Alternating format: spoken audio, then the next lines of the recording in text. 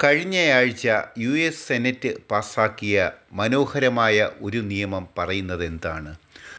Remittance tax അഥവാ പുറത്തേക്ക് പണമയക്കുന്നതിൻ്റെ മേലുള്ള നികുതി 3.5% ആക്കിയാൽ അത് വിദേശത്ത് നിന്ന് വരുന്ന വിദ്യാർത്ഥികൾ, H-1B വിസ ഉടമസ്ഥർ, ഗ്രീൻ കാർഡ് കൈവശമാക്കിയവർക്കെല്ലാം പ്രതികൂലമായി ബാധിക്കും എന്നുള്ളതാണ് പ്രസ്തുത നിയമത്തിൻ്റെ പ്രസക്തി.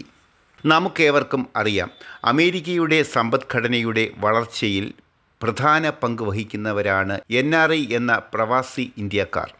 2023 30 ലക്ഷത്തോളം വരും പ്രവാസികളായ ഇന്ത്യക്കാർ.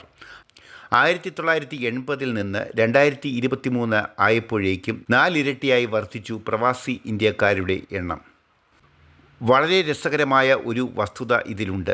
ഈ വരുന്ന കുടിയേറ്റക്കാരിൽ ഭൂരിപക്ഷത്തിനും ഉയർന്ന വിദ്യാഭ്യാസവും അതിവൈദഗ്ധ്യം ഉള്ള തൊഴിലും ഉണ്ട്. അതിനാൽ തന്നെ ഇവർക്കേവർക്കും അമേരിക്കക്കാരായ സ്വദേശികളെക്കാൾ ഇരട്ടി വരുമാനവും ഉണ്ട്. കൂടാതെ 25-നും 50-നും ഇടയിൽ പ്രായമുള്ള മൊത്ത തൊഴിലാളികളിൽ 35 ലക്ഷം പേരാണ് ഇന്ത്യക്കാരുള്ളത് എന്നുള്ളതാണ് വസ്തുത. ഇനി ഇന്ത്യയെ സംബന്ധിച്ച് റെമിറ്റൻസ് ടാക്സിൻ്റെ പ്രസക്തി എന്താണ് എന്ന് നോക്കാം. $119 ബില്യൺ 2023 സ്വദേശത്തേക്ക് NRIക്കാർ അയച്ചത്. വെറും 10 വർഷം കൊണ്ട് 120% റെമിറ്റൻസിൻ്റെ വർധന. ഇന്ത്യയിലേക്കുള്ള വിദേശ വരുമാനത്തിൽ 28% US-ൽ നിന്നും മാത്രം.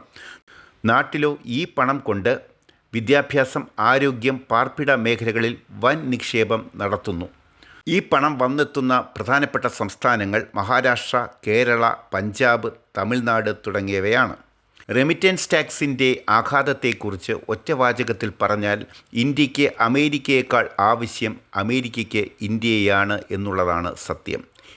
അങ്ങനെ നോക്കിയാൽ റെമിറ്റൻസ് ടാക്സ് എന്നത് അമേരിക്കയെ സംബന്ധിച്ച് ഒരു ബൂമറാങ് ആയി മാറും എന്നുള്ളതിനാണ് സാധ്യത.